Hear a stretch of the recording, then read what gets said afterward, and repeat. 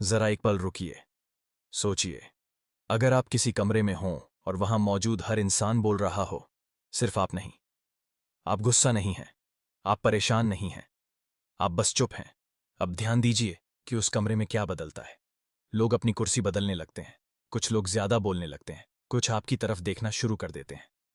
क्यों? क्योंकि आपने कुछ कहा नहीं, और फिर भी सब कुछ कह दिया। चुप्पी लोगों को इसलिए नहीं डराती कि वो तेज होती है, वो डराती है क्योंकि वो कुछ भी साफ नहीं करती। आपकी चुप्पी सामने वाले को मजबूर कर देती है कि वो अपने ही दिमाग के साथ अकेला रह जाए, और ज्यादातर लोग अपने ही ख्यालों के साथ आराम से नहीं रह पाते। आज की दुनिया शोर से भरी है। जो सबसे ज्यादा बोलता है वही सबसे सुरक्षित महसूस करता है, लेकिन जो चुप रहता है वो पढ़ा नहीं जा सकता, और जो पढ़ा नहीं जा सकता वो हमेशा थोड़ा खतरनाक लगता है। अगर आपने कभी महसूस किया है कि आपकी चुप्पी से लोग असहज हो जाते हैं, तो ये वीडियो आपके लिए है, क्योंकि आज हम बात करने वाले हैं उस चीज की जिसे लोग समझते नहीं और जिससे वो सबसे ज्यादा डरते हैं। चुप्पी लोगों को क्यों डरा देती है? एक सवाल से शुरू करते हैं। क्या आपने कभी नोटिस किया है, जब आप अचानक चुप हो जाते हैं तो सामने वाला बेचैन क्यों होने लगता है? आप कुछ गलत नहीं बोलते, आप गुस्सा नहीं करते, आप लड़ते नहीं, फिर भी कमरे का माहौल बदल जाता है। क्यों? क्योंकि चुप्पी खाली नहीं होती, चुप्पी भरी हुई होती है। लोग सोचते हैं चुप्पी मतलब कुछ नहीं कहना।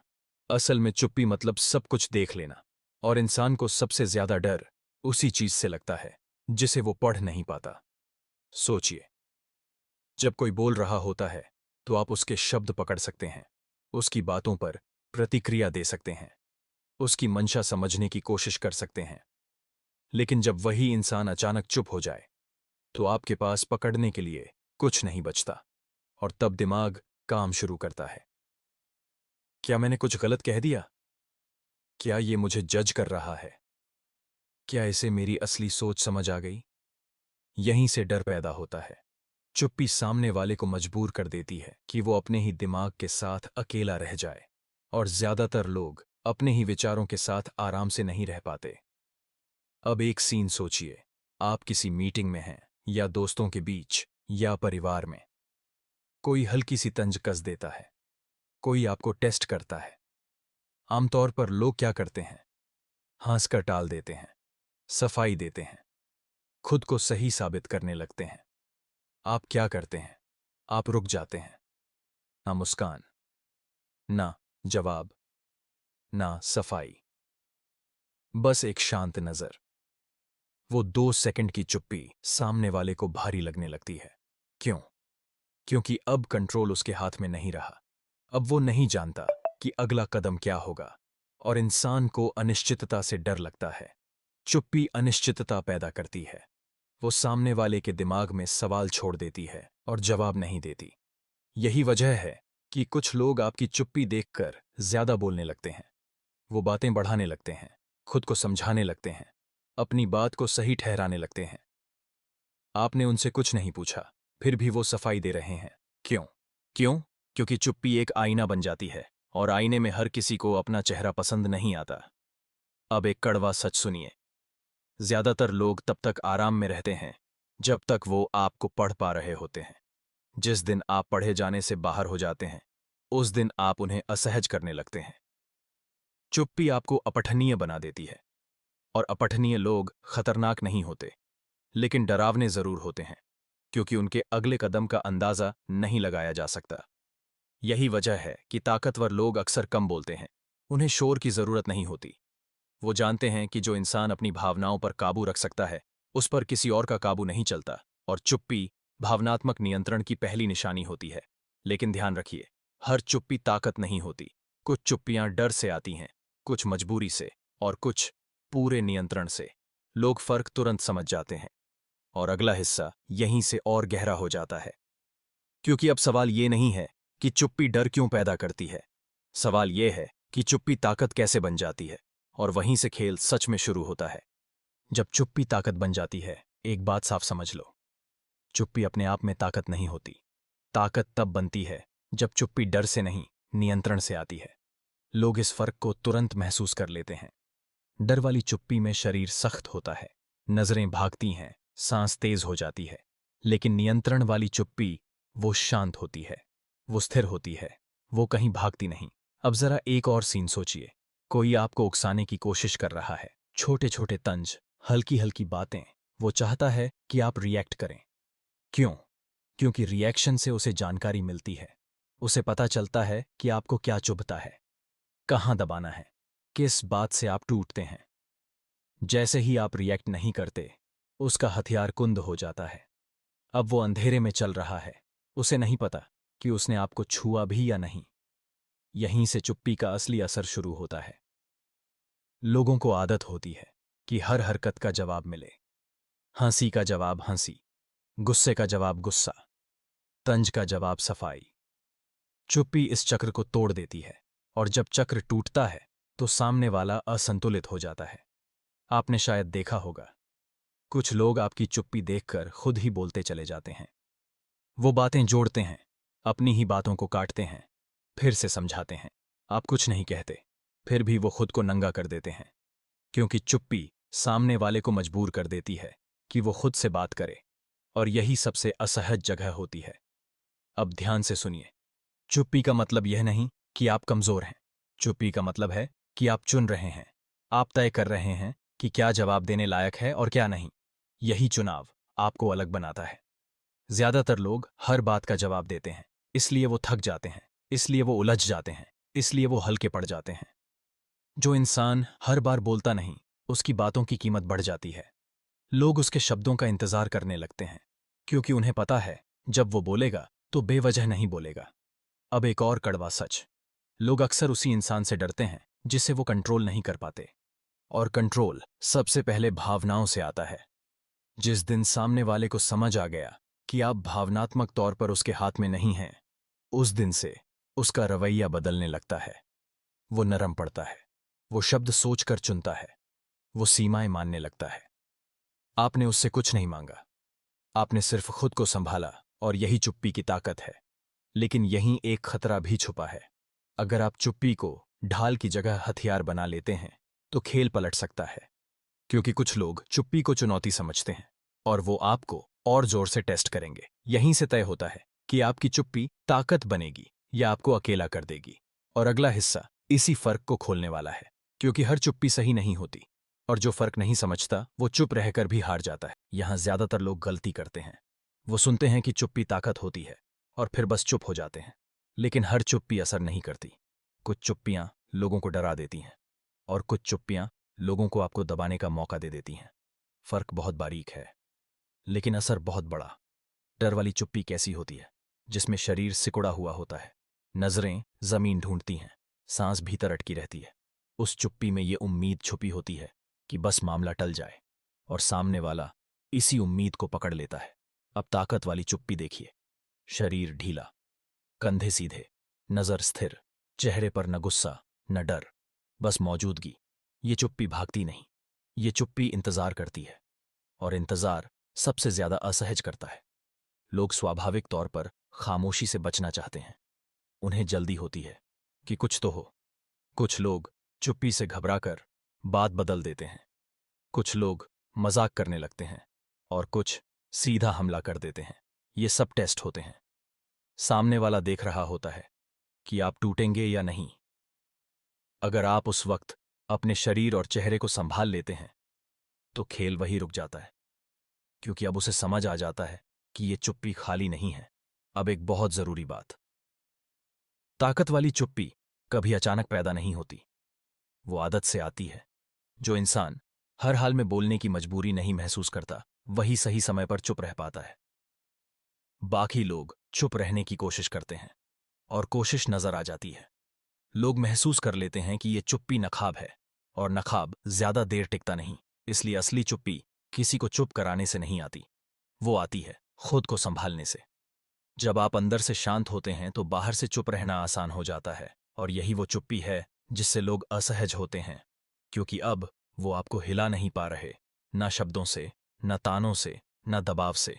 अब ध्यान दीजिए कि इसके बाद क्या बदलता है। लोग आपके सामने थोड़ा संभल कर बोलते हैं, वो बातें 2 बार सोचते हैं, वो सीमाएं पहचानने लगते हैं। आपने कुछ कहा नहीं, फिर भी कमरे की हवा बदल गई। यही है असली प्रभाव।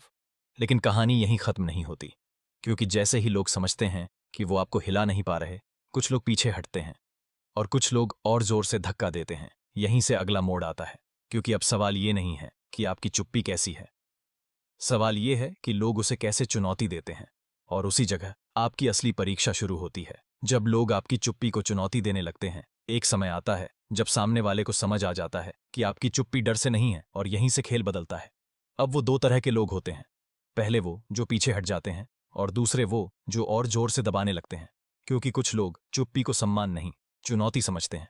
वो सोचते हैं कि शायद आप अभी टूटेंगे, बस थोड़ा और धक्का चाहिए। अब जरा इस पल को समझिए, कोई बार बार वही बात दोहराता है, वही तंज, वही सवाल। वो आपकी सीमा को परख रहा है। और यहीं ज्यादातर लोग गलती करते हैं, या तो वो अचानक फट पड़ते हैं या फिर पूरी तरह पीछे हट जाते हैं। दोनों ही हालत में कंट्रोल हाथ से निकल जाता है। असल ताकत यहां है चुप्पी के साथ स्थिति में बने रहने में। आप भागते नहीं, आप झुकते नहीं, आप बस वहीं रहते हैं। सीधी नजर, सामान्य आवाज, कम शब्द, कभी कभी एक छोटा सा वाक्य, और फिर से चुप्पी। ये वो जगह है जहां सामने वाले को सबसे ज्यादा असहजता होती है, क्योंकि अब उसे साफ दिख रहा है कि आप डर नहीं रहे। और जो इंसान डरता नहीं, उसके सामने कोई भी खेल आसान नहीं रहता। ध्यान दीजिए कि इसके बाद क्या होता है। वो लोग जो सिर्फ कंट्रोल चाहते थे, खुद ही पीछे हट जाते हैं, और जो लोग सिर्फ सीमाएं ढूंढ रहे थे, वो उन्हें मानने लगते हैं। आपने कोई लड़ाई नहीं की, आपने कोई भाषण नहीं दिया, आपने सिर्फ अपनी जगह छोड़ी नहीं। और यही सबसे बड़ा संदेश होता है। अब एक और कड़वा सच, हर कोई आपकी ताकत से खुश नहीं होगा। कुछ लोग आपकी चुप्पी को अपमान समझ लेंगे, क्योंकि उन्हें आदत होती है कि लोग उन्हें जवाब दें। जब आप जवाब नहीं देते तो उन्हें लगता है कि उनकी अहमियत कम हो गई। और यही जगह है जहां रिश्ते बदलते हैं। कुछ लोग आपके और करीब आ जाते हैं, और कुछ धीरे धीरे दूर हो जाते हैं।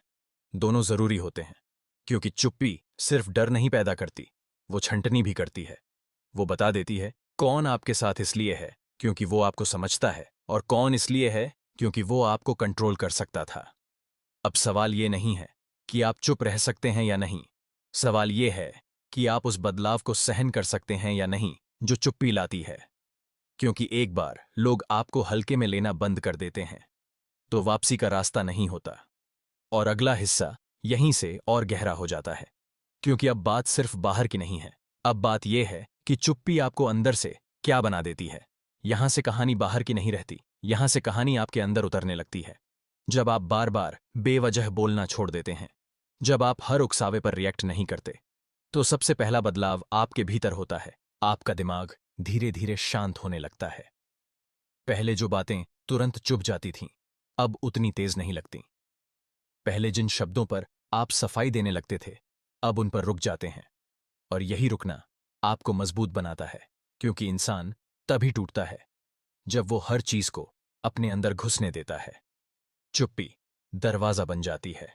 सब कुछ अंदर नहीं आता, सिर्फ वही आता है जो आप आने देते हैं।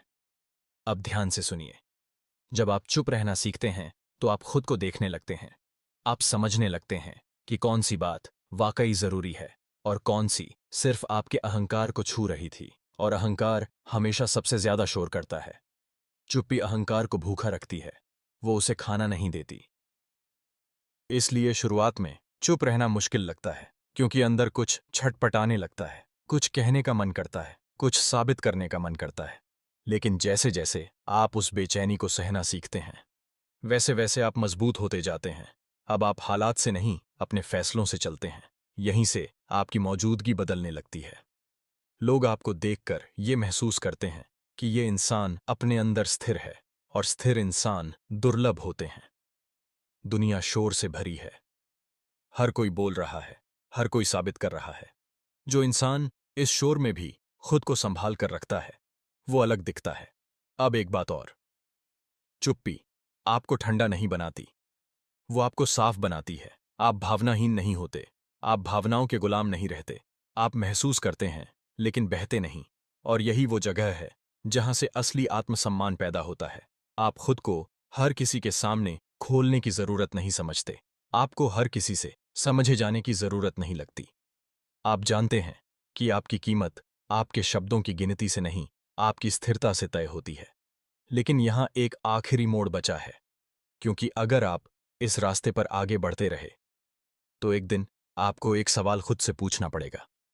क्या मैं चुप हूं क्योंकि मैं मजबूत हूं, या क्योंकि मैं अब किसी को अपने अंदर आने नहीं देता? और यही सवाल सब कुछ तय करता है, क्योंकि चुप्पी अगर दीवार बन जाए तो ताकत अकेलेपन में बदल जाती है। और अगला हिस्सा इसी फर्क को पूरा करता है, क्योंकि असली मास्टरी चुप्पी और जुड़ाव दोनों को साथ लेकर चलना है। असली चुप्पी, असली ताकत, अब सब कुछ एक जगह आकर बैठता है। इस मोड़ पर चुप्पी कोई हथियार नहीं रहती, कोई रणनीति नहीं रहती, वो आपकी हालत बन जाती है। आप बोलते कम हैं क्योंकि अब आपको हर चीज पर प्रतिक्रिया देने की जरूरत नहीं लगती। आप रुक जाते हैं क्योंकि अब आपको खुद को बचाने की जल्दी नहीं होती, और यही रुकना आपको स्थिर बना देता है।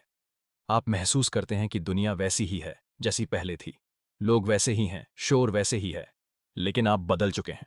अब आप हर ताने को चुनौती नहीं समझते, हर सवाल को हमला नहीं मानते। आप सुनते हैं, आप देखते हैं, और फिर चुनते हैं कब बोलना है, कब रुकना है। यही चुनाव आपकी असली आजादी है। अब जरा पीछे देखिए, कितनी बार आपने सिर्फ इसलिए कुछ कहा क्योंकि चुप रहना मुश्किल लग रहा था। कितनी बार आपने खुद को हल्का कर लिया सिर्फ माहौल संभालने के लिए। अब वो जरूरत नहीं रहती, क्योंकि अब आपको अपनी जगह पता है, और जो इंसान अपनी जगह जानता है उसे साबित करने की जरूरत नहीं होती। लोग इस बदलाव को महसूस करते हैं। कुछ लोग आपके पास सुकून महसूस करते हैं, कुछ लोग आपके सामने बेचैन हो जाते हैं। दोनों ठीक है, क्योंकि आपकी जिम्मेदारी सबको आराम देना नहीं है। आपकी जिम्मेदारी खुद के साथ ईमानदार रहना है। यही वो चुप्पी है जो डर पैदा नहीं करती, बल्कि सम्मान पैदा करती है। यही वो ताकत है जो शोर से नहीं, संयम से आती है। और यही वजह है कि चुप्पी लोगों को डराती है, क्योंकि चुप्पी में आप खुद के मालिक बन जाते हैं, और जो इंसान अपने ऊपर काबू रखता है उस पर कोई और काबू नहीं रख सकता। बस यही बात आज याद रखिए, आपको ऊंचा बोलने की जरूरत नहीं, आपको ज्यादा समझाने की जरूरत नहीं। कभी कभी सबसे गहरी बात चुप्पी में कही जाती है।